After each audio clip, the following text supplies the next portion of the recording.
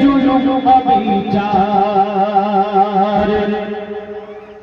কোন পুরুষ মানুষ মারা গেলে সবাই জমা হতো। কি জুলুম চলতো বলছে শুনো।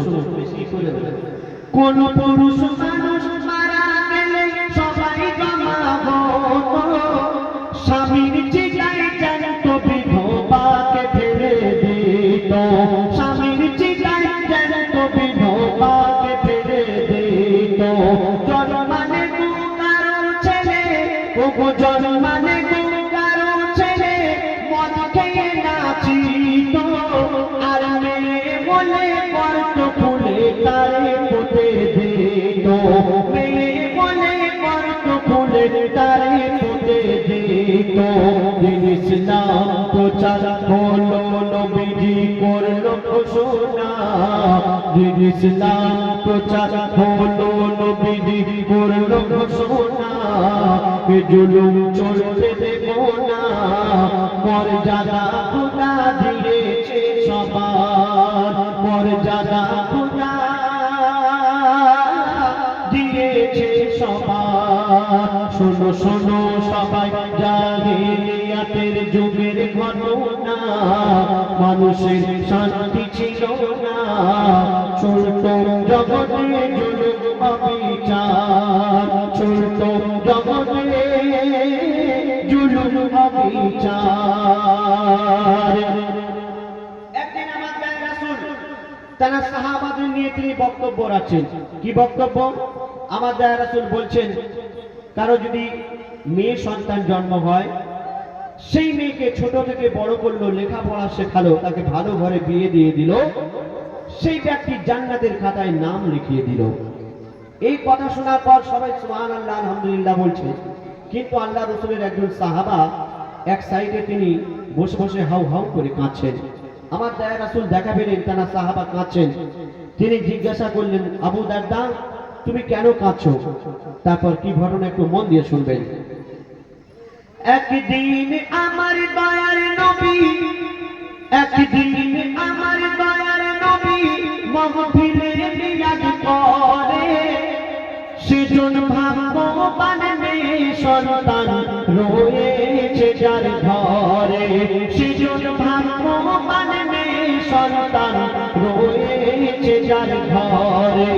এক সাহাবী মিলাদ শুনে, ওগো এক সাহাবী মিলাদ শুনে কাঁদে গো অঝরে।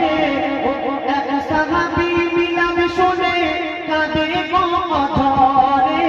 মোর দয়ার নবী সান্ত্বনা দেয়, জিজ্ঞাসা তারে করে। মোর দয়ার নবী সান্ত্বনা দেয়, জিজ্ঞাসা তারে করে। ওই আবু দারদা বলে খোদা আমায় ছাড়বে না। ওই আবু দারদা বলে খোদা আমায় ছাড়বে না। করেছি আমি এমন গুনাহ, নবীজি বলেন আমায় খুলে বলো না। নবীজি বলেন আমায় খুলে বলো না। আবু দারদা তিনি কাঁদছেন এক সাইডে বসে। আমার দয়া রাসূল দেখা পেলেন, আবু দারদাকে ডেকে জিজ্ঞাসা করছে, আবু দারদা তুমি কেন কাঁদছো? একটু আমাকে খুলে বলো তো। আবু দারদা বলছেন, ইয়া রাসূলুল্লাহ, ইয়া হাবিবাল্লাহ, আমি তো বেদিন ছিলাম, আমি জানতাম না আমি এমন একটি ভুল কাজ করে ফেলেছি। আল্লাহ মনে হয় আমাকে আর ক্ষমা করবেন না, আমার মনে হয় আর জান্নাতে যাওয়া হবে না। আমার দয়া রাসূল বললেন, জিজ্ঞাসা করলেন কি এমন করেছে একটু আমাকে খুলে বলো তো। তখন আবু দারদা বলছেন, ইয়া রাসূলুল্লাহ, ইয়া হাবিবাল্লাহ, আমি বিদেশে কাজে গিয়েছিলাম। কাজে যাওয়ার আগে আমি দেখে গিয়েছিলাম আমার স্ত্রী, আমার বিবি গর্ভবতী। আর যাওয়ার সময় আমার বিবিকে বলে গিয়েছিলাম, বিবি যদি ছেলে সন্তান হয় আমাদের, তাহলে তুমি আমার কাছে খবর পাঠাবে, তাহলে আমি আবার ফিরে চলে আসব। আর যদি মেয়ে সন্তান হয়, তুমি সেই মেয়েকে গলা টিপে মেরে ফেলবে, আমার কাছে খবর পাঠাতে হবে না। তারপর কি ঘটনা একটু মন দিয়ে শুনবেন। আমার স্ত্রী যখন গর্ভবতী, আমার স্ত্রী যখন গর্ভবতী, আমি ছিলাম ওই সফরে, আমার স্ত্রী যখন গর্ভবতী ছিলাম ওই সফরে, 5 বছর পরে ফিরে এলাম আমি আপন ঘরে, 5 বছর পরে ফিরে এলাম আমি আপন ঘরে। যখন বিদেশে ছিলাম শুনেছিলাম, যখন বিদেশে ছিলাম শুনেছিলাম, যারা গিয়েছিল পরে তারা বলেছিল তোর মেয়ে হয়েছে কিন্তু গেছে মরে। আবু দারদার স্ত্রী যখন দেখলেন তার একটা মেয়ে সন্তান হয়েছে, কন্যা সন্তান হয়েছে, আর সেই মেয়েটা একদম চাঁদের মতো দেখতে, সুন্দর ফুটফুটে কন্যা সন্তান, মা তো মেয়েকে কেমন করে মারবে, মনে মনে ফন্দি করে সেই মেয়েকে এক আত্মীয়র বাড়িতে পাঠিয়ে দিলেন, আর স্বামীর কাছে খবর পাঠিয়ে দিলেন। যারা পরে কাজে গিয়েছিল যাওয়ার সময় বলে দিল যে আমার স্বামীকে গিয়ে বলবে একটা মেয়ে সন্তান হয়েছিল কিন্তু মারা গেছে। আবু দারদার কাছে খবর পৌঁছে গেল, আবু দারদা তোমার একটা মেয়ে হয়েছিল কিন্তু মারা গেছে। আবু দারদা শুনে যাক ভালো হয়েছে, মেয়ে হয়েছে মারা গেছে ভালো হয়েছে, সেই মেরে ফেলতে হতো তার থেকে মারা গেছে ভালো হয়েছে, কিন্তু মরেনি। আবু দারদার স্ত্রী কি করলেন, নিজের মেয়েকে এক আত্মীয়র বাড়িতে পাঠিয়ে দিলেন, আর কি করলেন, যখন বিদেশে ছিলাম শুনেছিলাম যারা গিয়েছিল পরে তারা বলেছিল তোর মেয়ে হয়েছে কিন্তু গেছে মরে, তারা বলেছিল তোর মেয়ে হয়েছে কিন্তু গেছে মরে। আমার বউ তারে ওই লুকিয়ে রাখে আমায় জানায় না, আমার বউ তারে ওই লুকিয়ে রাখে আমায় জানায় না, কখনো কিছুই শোনায় না, মেয়েকে লুকিয়ে রাখে ভয়েতে আমার, মেয়েকে লুকিয়ে রাখে ভয়েতে আমার।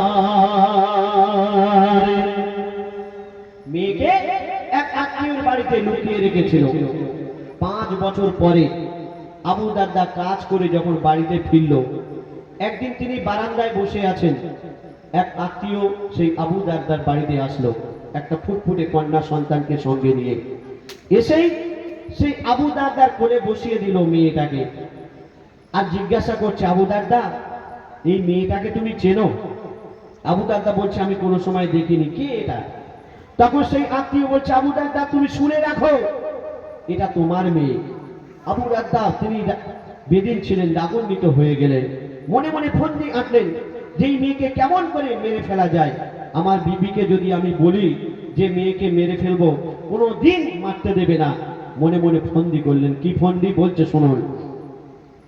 5 বছর পরে আত্মীয় এলো আমার বাড়ি, 5 বছর পরে আত্মীয় এলো আমার বাড়ি, সে বলল এটা তোমার মেয়ে নাও তোমার তাড়াতাড়ি, বলল এটা তোমার মেয়ে নাও তোমার তাড়াতাড়ি।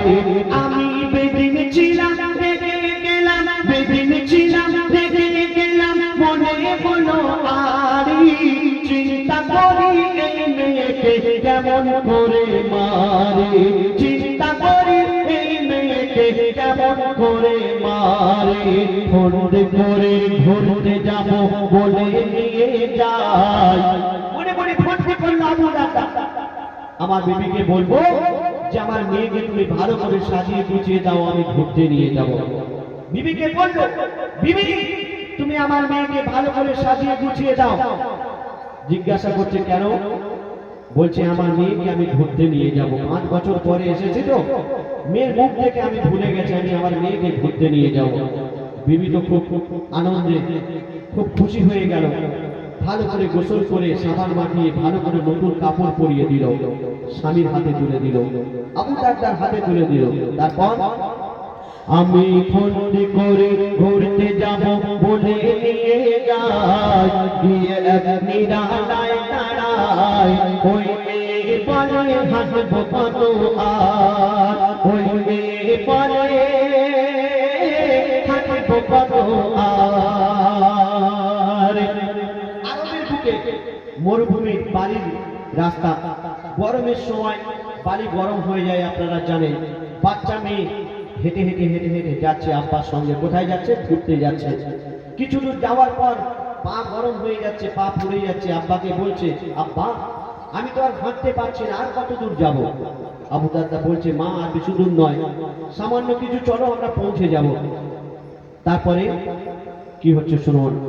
আবু দারদা এক জায়গায় দাঁড়িয়ে গেলেন। সেখানে দাঁড়িয়ে তিনি গর্ত খুঁড়তে শুরু করলেন। মেয়ে জিজ্ঞাসা করছে, আব্বা কি হারিয়ে গেছে, তুমি বালি খুঁড়ছো?